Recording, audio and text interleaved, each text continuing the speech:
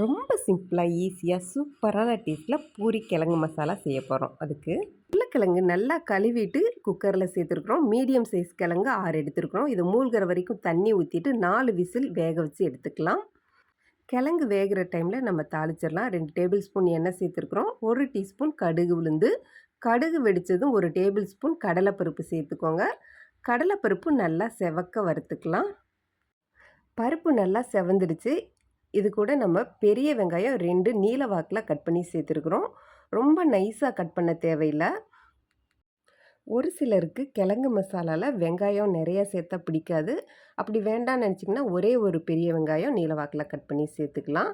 இப்போ வெங்காயம் ஓரளவுக்கு வதங்கிடுச்சு. இது கூட காரத்துக்காக நம்ம பச்சை மிளகாய் சேர்த்துருக்குறோம்.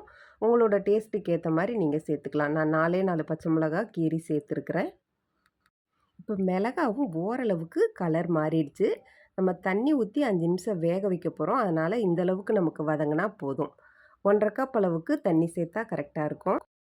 தண்ணி சேர்த்ததுக்கப்புறம் 1/2 டீஸ்பூன் மஞ்சள் தூளும் தேவையான அளவு உப்பு சேர்த்துக்கோங்க. நான் 1½ டீஸ்பூன் உப்பு சேர்த்துருக்குறேன். உப்போட அளவு எல்லாருக்கும் மாறுபடும். அதனால் உங்களோட டேஸ்ட்டுக்கு ஏற்ற மாதிரி நீங்கள் அட்ஜஸ்ட் பண்ணி சேர்த்துக்கோங்க.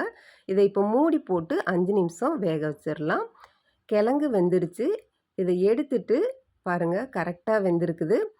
இது தோல் உரிச்சிட்டு நல்லா மசிச்சுக்கலாம். ஒரு சில கிழங்கு நல்லா மாவாக இருக்கும். அப்படி இருந்தால் மசாலாவோட டேஸ்ட்டும் நல்லாயிருக்கும், திக்னஸும் சூப்பராக இருக்கும். ஒரே ஒரு கிழங்கு மட்டும் நல்லா மசித்து சேர்த்துட்டோன்னா நம்ம பொட்டுக்கடலை மாவு, கடலை மாவு எதுவுமே சேர்க்க தேவையில்லை. உங்களுக்கு எந்த மாதிரி பிடிக்குமோ அந்த மாதிரி மசித்து எடுத்துக்கோங்க. கிழங்கு நல்லா மசிச்சாச்சு. இந்த டைமில் வெங்காயமும் ஓரளவுக்கு நல்லா வெந்திருக்கும். உங்களுக்கு எந்த திக்னஸ் வேணுமோ அதுக்கேற்ற மாதிரி நீங்கள் தண்ணி அட்ஜஸ்ட் பண்ணி சேர்த்துக்கலாம். இப்போ நம்ம வேக வச்சுருக்கிற உருளைக்கிழங்கை இது கூட சேர்த்துட்டோம். இதை நல்லா மிக்ஸ் பண்ணி விட்டால் போதும். நான் இதில் தக்காளி, கேரட் எதுவுமே சேர்க்கல. ரொம்ப சிம்பிளாக பண்ணியிருக்கிறேன். லாஸ்ட்டில் கருவேப்பிலை சேர்த்துக்கோங்க. வாசனையும் டேஸ்ட்டும் அட்டகாசமாக இருக்கும்.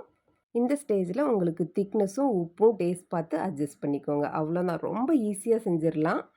இந்த திக்னஸ் எனக்கு கரெக்டாக இருக்கும். இதை இப்போ நம்ம ஒரு பாத்திரத்தில் எடுத்து வச்சிடலாம். மேக்ஸிமம் 15 நிமிஷத்தில் பூரி மசாலா ரொம்ப ஈஸியாக சூப்பரான டேஸ்ட்டில் ரெடி பண்ணிடலாம். நல்லா புஸ்னு கோதுமை மாவில் பூரி எப்படி பண்ணுறதுன்னு நம்ம சேனலில் அப்லோட் பண்ணியிருக்கிறோம். வேணும்னா செக் பண்ணிக்கோங்க. சமைச்சு பாருங்கள், சாப்பிட்டு பாருங்கள், சந்தோஷமாக இருங்க. வீடியோ பிடிச்சிருந்தா சப்ஸ்கிரைப் பண்ணுங்கள்.